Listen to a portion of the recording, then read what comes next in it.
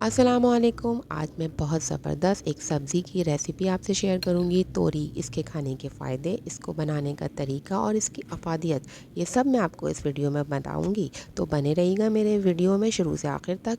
तो चलते हैं सीधा किचन की तरफ। किचन में मैंने अपनी तोरी को धो लिया था। इसके ऊपर थोड़ी मिट्टी लगी होती है। इसको धो के साफ़ करके छन्नी में रख लिया था। यहाँ से ट्रे ली थी मैंने। मैं इसका छिलका उतारने का तरीका भी आपको सही तरह से गाइड करती हूँ। जिनको आता है उनको तो पता ही होगा। इसको ज़्यादा गहरा नहीं काटा जाता, अंदर से छिलका, ऊपर से सिर्फ खुरच के उतारा जाता है। छुरी की मदद से इसको हल्का हल्का उतार लें। इसके अंदर बेइंतहा प्रोटीन होते हैं, इसलिए काली पड़ जाती है। तो इसको काट के फ़ौरन बना लें, या फिर थोड़ा टाइम हो तो पानी में डिप करके रखें। इस तरह से इसको मोटा मोटा ही काटना चाहिए। ज़्यादा बारीक काटने से वो बिल्कुल मलीदा हो जाता है। यहाँ मैं पीलर दिखा रही हूँ। जो लोग इसको यूज़ करना जानते हैं वो इस तरह से पीलर से इसको बनाएंगे, जिससे आप गाजर और आलू छीलते हैं। मुझे यहाँ पर इसका इस्तेमाल तो नहीं आता, आप लोगों से शेयर करने के लिए ले आई थी। एक छुरी की टाइप का भी पीलर मुझे मिला था, जो मैं आपको दिखाने के लिए लाई हूँ।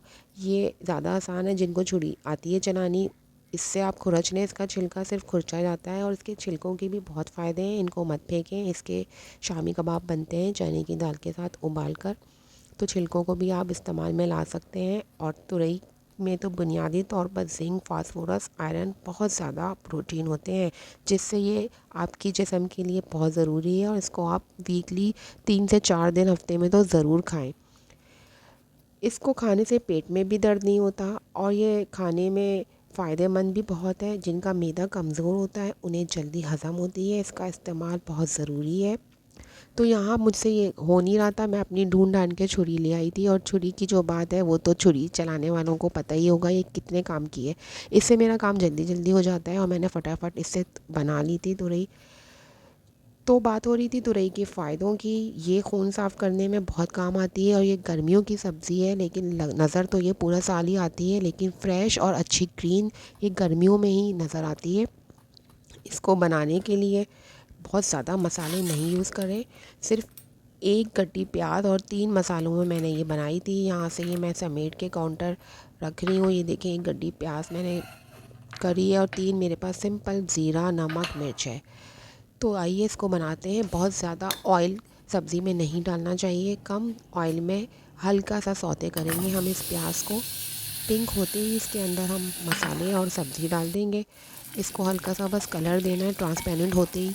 सब्ज़ी के अंदर बहुत ज़्यादा मसाले और चीज़ें डालने से सब्ज़ी की अपनी अफादियत ख़त्म हो जाती है। ज़ीरा थोड़ा सा कलर आ जाएगा, तो इसके बाद हमने 2 हरी मिर्चें काट के डाली हैं। और अब कटी हुई तुरई जो मैंने रखी हुई है उसको डाल देंगे। तुरई खाना जो है वो नज़र के लिए भी बहुत फ़ायदेमंद होता है।